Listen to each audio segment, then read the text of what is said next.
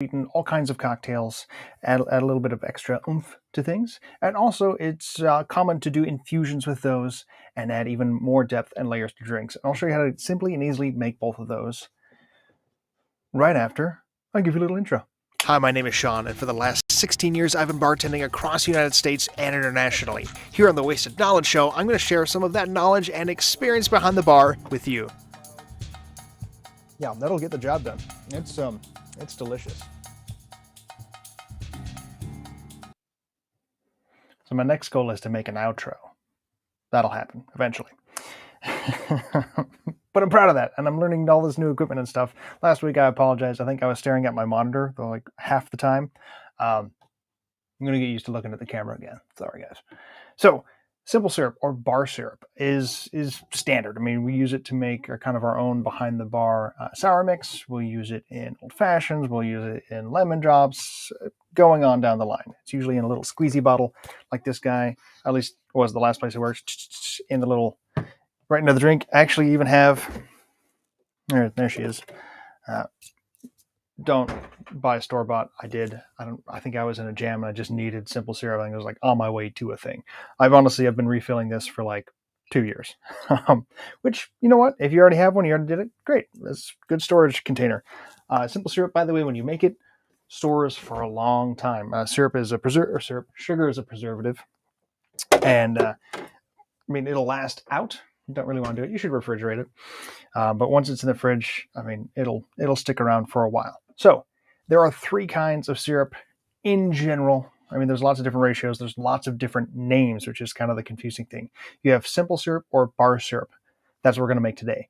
But you also have heavy syrup, which is basically just, as the name implies, more sugar. And that one I've seen have a couple different names, but general consensus for a 1.5 sugar to 1 portion water ratio is called heavy syrup. And then you have rich simple or rich bar syrup or rich syrup.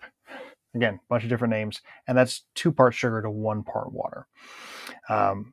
So you'll kind of see it run the gamut. At my last place, our kitchen staff actually very graciously made us our bar syrup. And you could tell, depending on who made it, the viscosity was vastly different. And so we'd be sometimes getting bar syrup, sometimes getting rich syrup.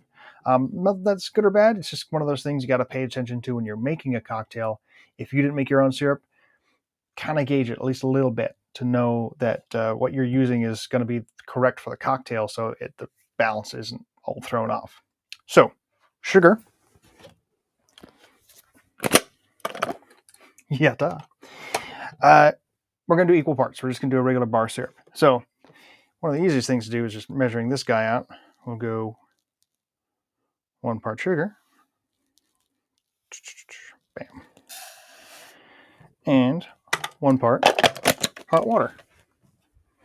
It is easier to do this over the stove, by the way, but I don't have a camera over my stove, so we're going to do it this way.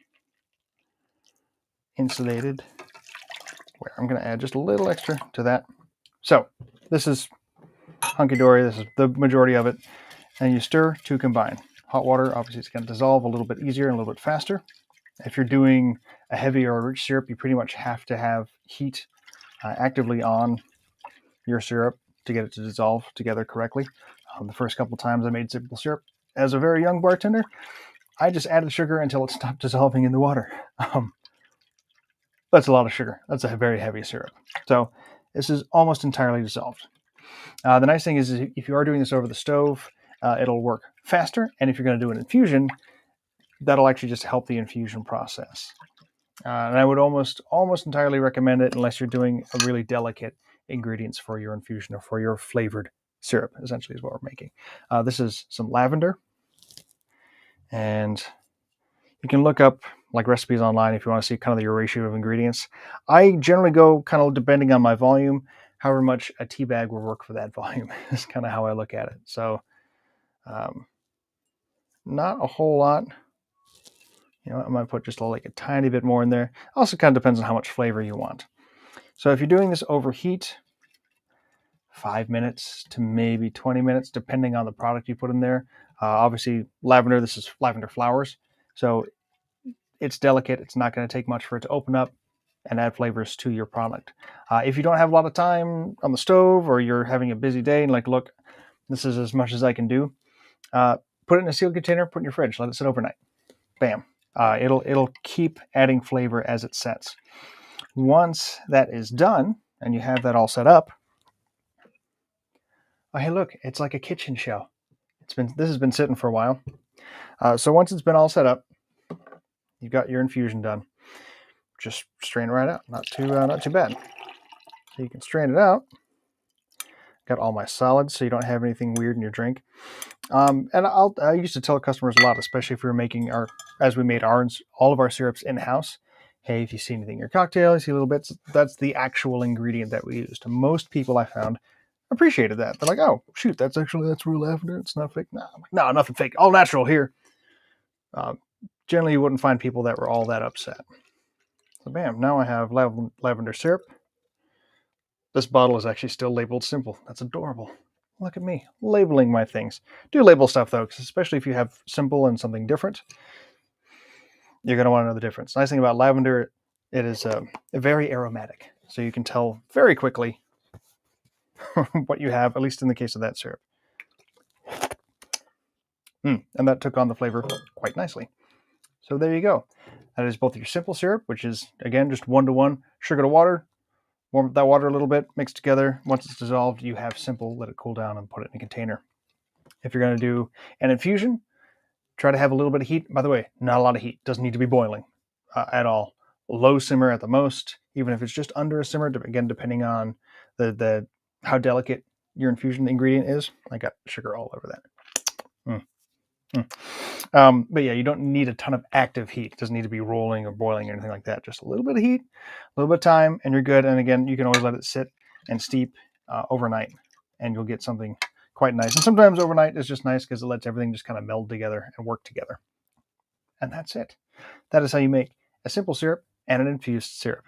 If you have any other bar questions, which is someone actually asked me this the other night, feel free to ask me. Send me a message on Instagram, on the one with the bird that's having some issues, on Facebook, on YouTube, in the comments, I'm on Twitch, and this is probably on something else, but all around. So feel free to look for me. I won't mind. Oh, TikTok. That's the other one. I'm on TikTok. Wasted Knowledge, the show, and actually as male_NPC. That's my screen name. Feel free to reach out to me there. And as always, drink responsibly. Always get a safe ride home. Soon I'll have an outro for this, and it's not just me going, bye everybody. And yeah, I'll get other methods of finding and interacting with people set up soon. Patreon.